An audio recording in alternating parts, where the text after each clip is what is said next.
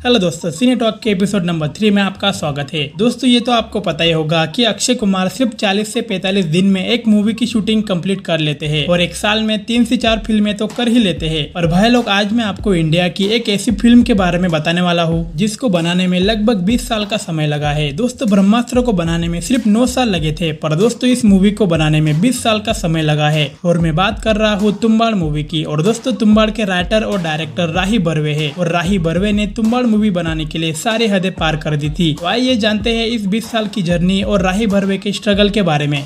दोस्तों तुम्बाड़ मूवी बनाने की शुरुआत 1997 से शुरू हुई थी। दरअसल तुम्बाड़ मूवी के राइटर और डायरेक्टर यानी कि राही बर्वे जब छोटे थे तो उनके दोस्त ने उनको एक हॉरर कहानी सुनाई थी, जिसे सुन के राही बर्वे काफी ज्यादा डर गए थे। जिसके बाद इस कहानी को राही ने सच में पढ़ा और सोचा कि इस कहानी को वो बड़े पर्दे पे लाएंगे। और जब राही बर्वे सिर्फ 18 साल के थे तब उन्होंने तुम्बाड़ मूवी की कहानी लिखी थी। दोस्तों आपको यकीन नहीं होगा पर यही सच है। मतलब तुम्बाड़ मूवी की जर्नी 1997 से शुरू हुई थी। फिर इसके बाद राही बर्वे की 2008 में मांझा नाम की एक शॉर्ट फिल्म आई जिसे काफी बड़ी सक्सेस मिली और अवार्ड्स भी मिले। और मांझा के बाद राही बर्वे ने एक बड़ी फिल्म बनाने की सोची और उनके दिमाग में तुम्बाड़ की कहानी तो पहले से ही थी और राही बर्वे भी इसी मौके का इंतजार कर रहे थे कि कब वो तुम्बाड़ की कहानी को बड़े पर्दे पे प्रेजेंट करेंगे। और दोस्तों आगे जाकर तुम्बाड़ के लिए एक प्रॉब्लम खड़ी हो गई। दरअसल राही बर्वे की तुम्बाड़ की कहानी को कोई भी प्रोड्यूसर एक्सेप्ट नहीं कर रहा था। जी हाँ दोस्तों, तुम्बाड़ जैसे मास्टरपीस कहानी को लोगों ने ठुकरा दिया था क्योंकि प्रोड्यूसर्स चाहते थे कि राही बर्वे कहानी में थोड़ी चेंजेस करे और आइटम सॉन्ग डाले, क्योंकि प्रोडक्शन हाउस को लगा कि तुम्बाड़ जैसी फिल्में सिर्फ हॉलीवुड में देखी जाती है, इंडिया में नहीं। पर राही बर्वे ने साफ साफ मना कर दिया कि तुम्बाड़ की कहानी में कुछ भी चेंजेस नहीं होंगे।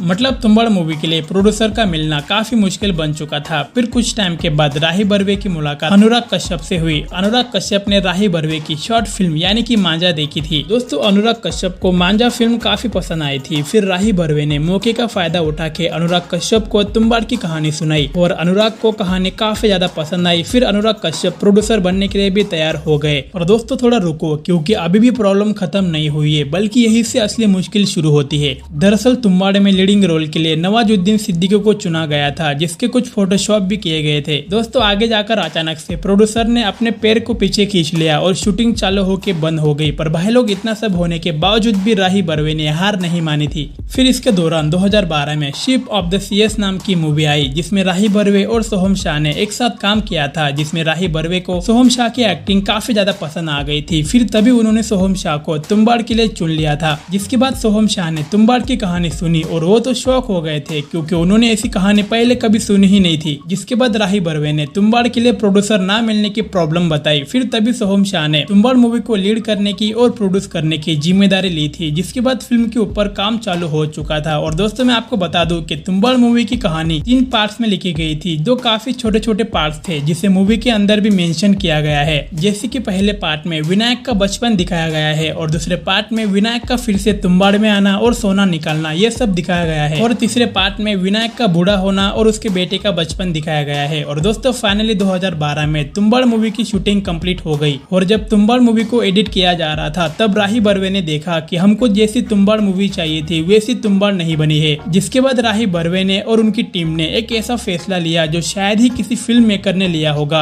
मतलब उन्होंने पूरी तुम्बाड़ मूवी को फिर से शूट करने का फैसला लिया था। वैसे दोस्तों मुझे ऐसा लगता है कि कुछ ऐसा ही अगर आदि पुरुष वाले भी कर लेते तो शायद चप्पल खाने की नौबत नहीं आती। खैर इसे जाने देते हैं और तुम्बाड़ पे वापस आते हैं। तो दोस्तों तुम्बाड़ को इन्होंने फिर से शूट किया और दूसरी बार इन्होंने कई सारे नए एलिमेंट्स और कैरेक्टर को ऐड किया। जैसे कि पहले वाली तुम्बाड़ में विनायक नाम का कैरेक्टर नहीं था, ये इन्होंने दूसरी बार शूट करने के टाइम लिखा था। और दोस्तों पहला वाला हस्तर ब्लैक कलर का था, जिसे बाद में चेंज करके लाल कलर का कर दिया था। और मुझे लगता है कि लाल कलर वाला हस्तर एकदम सही है, ब्लैक में इतना मजा नहीं आता। मतलब कुछ ऐसे ही छोटे छोटे चेंजेस ये आगे करते गए। और मैं आपको बता दूं कि मूवी के अंदर जिसने विनायक के बेटे का रोल प्ले किया था उसी ने इस खतरनाक दादी का भी रोल प्ले किया था। क्यों, है ना शॉकिंग बात। दोस्तों ये सब होने के बाद 2015 में फाइनली तुम्बाड़ मूवी की शूटिंग कंप्लीट हो गई थी। जिसके बाद इसकी एडिटिंग, वीएफएक्स और म्यूजिक में 3 साल लगे और फाइनली 2018 में तुम्बाड़ मूवी को रिलीज किया गया, जिसने सबके होश उड़ा दिए थे। तो दोस्तों अगर आपको ये वीडियो पसंद आई होगी तो एक लाइक तो बनता है। और तुम्बाड़ मूवी के बारे में अभी काफी कुछ जानना बाकी है, जिसे हम सेकंड पार्ट में जानेंगे। उसके लिए आपको जयेश फिल्मों को सब्सक्राइब करना होगा। तब तक के लिए बाय।